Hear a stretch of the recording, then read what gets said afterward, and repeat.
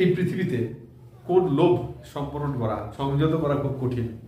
এই পৃথিবীতে পরনিন্দা পরচর্চা করার লোভ, অন্যের সমালোচনা করার লোভ, অন্যের ভুল ত্রুটিকে বের করে তার পোস্টমর্টম করার লোভ টাকার লোভের থেকেও বেশি, এটা সংগ্রহ করা খুব কঠিন।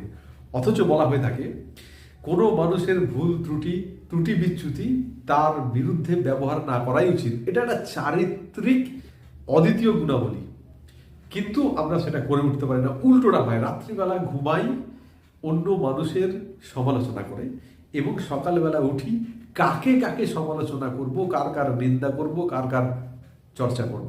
কোনোদিন শুনেছেন বাবা মা, বন্ধু, প্রকৃত বন্ধু তার সন্তান সন্ততি এবং বন্ধু বান্ধবের ভুল ত্রুটি দোষ এক হাট মানুষের সামনে পাড়াময় লোককে ডেকে সেটা সমালোচনা করেছে, তাকে শোধরাতে চেয়েছে? তার সংশোধন করতে হলে সকলের আড়ালে অলক্ষ্যে ডেকে সংশোধন